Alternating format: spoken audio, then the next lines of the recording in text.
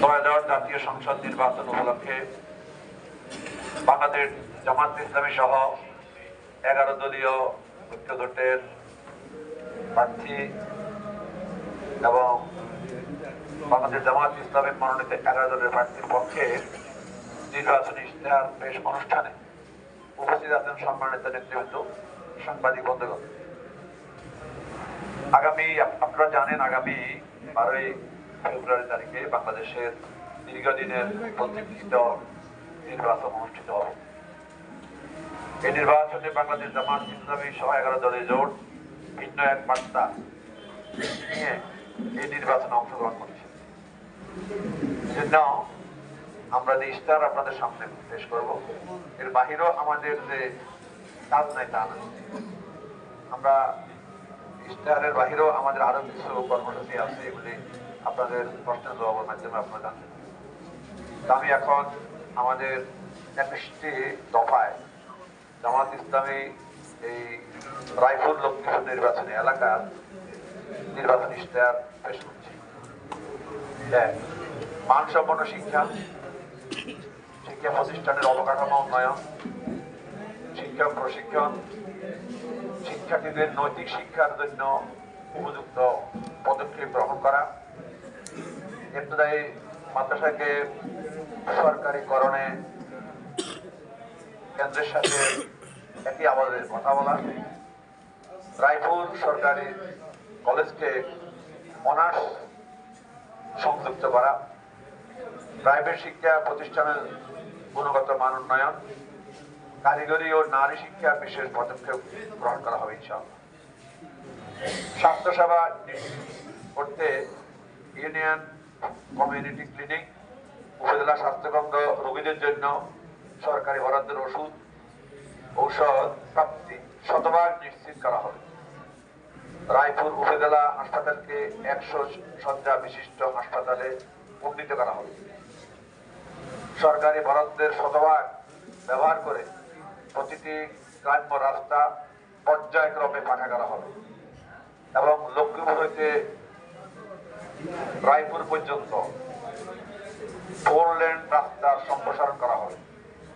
এখানে একটু ব্যাখ্যা দেওয়া দরকার। লক্ষ্মীপুর 3 আসন থেকে প্রস্তাবনা ছিল এবং সরকারের টেন্ডার হয়েছে বাস টার্মিনাল থেকে চৌরাস্তা পর্যন্ত। আমাদের ইশতেহারে আমরা রায়পুর থেকে পর্যন্ত লক্ষ্মীপুর পর্যন্ত আমরা প্রস্তাব করছি।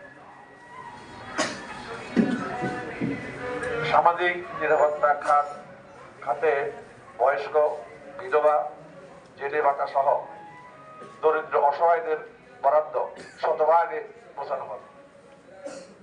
নারিকেল, সুপারি, সয়াবিন নিয়ে কৃষিভিত্তিক শিল্প এবং হিমাগার ও ব্যবসায়িক হাব তৈরি করা হবে। শিক্ষিত বেকার যুবকদের যুব সমাজের মানসম্পন্ন কর্মসংস্থান বৃদ্ধির জন্য উন্নত প্রশিক্ষণের ব্যবস্থা করা হবে। মাদকের করাল গ্রাস থেকে যুব সমাজকে মুক্ত করতে মাদক কারবারিদের বিষয়ে জিরো টলারেন্স করা হবে। পরিবেশ সংরক্ষণ ও জলবায়ু পরিবর্তন মোকাবেলায় উপকূলীয় অঞ্চলের টেকসই উন্নয়নে বেড়িবাঁধ, নার্সারি প্রতিষ্ঠা এবং সামাজিক বনায়ন কর্মসূচি সহ বিভিন্ন পদক্ষেপ গ্রহণ করা হবে। মধুচৌধুরীহাট নদী বন্দরকে আধুনিকায়ন করা হবে। ডাকাতিয়া নদী, বেড়ি সংলগ্ন খাল সহ সকল খালকে দখলমুক্ত করা ও জলাবদ্ধতা দূর করে পানির প্রবাহ নিশ্চিত করে মৎস্য সম্পদ বৃদ্ধির পদক্ষেপ গ্রহণ করা হবে। এশিয়ার বৃহত্তম মৎস্য প্রজনন এবং প্রশিক্ষণ কেন্দ্র তথা ফিশ হ্যাচারি, রায়পুরের যে ফিশ হ্যাচারি আছে, এটাকে আধুনিকরণের মাধ্যমে মৎস্য সম্পদ বৃদ্ধিতে ভূমিকা রাখা হবে। স্থানীয় সকল পর্যটন এরিয়াকে আধুনিক সুযোগ সুবিধা সহ সমৃদ্ধ করা হবে এবং পর্যটকদের জন্য আকর্ষণীয় করা হবে। যুব সমাজের শারীরিক এবং মানসিক বিকাশে ব্যাপক পরিমাণে ক্রীড়া ও সাংস্কৃতিক কর্মসূচি হাতে নেওয়া হবে। মসজিদ ও মন্দির সহ ধর্মীয় উপাসনাগুলির অবকাঠামোগত উন্নয়নে পদক্ষেপ গ্রহণ করা হবে। অফিস, আদালত ও ব্যবসার ক্ষেত্রে চাঁদাবাজি মুক্ত রাখার জন্য সার্বক্ষণিক নজরদারি করা হবে। সন্ত্রাস ও দুর্নীতি মুক্ত সমাজ প্রতিষ্ঠায় জননিরাপত্তা ও আইন শৃঙ্খলা রক্ষার কঠোর পদক্ষেপ গ্রহণ করা হবে।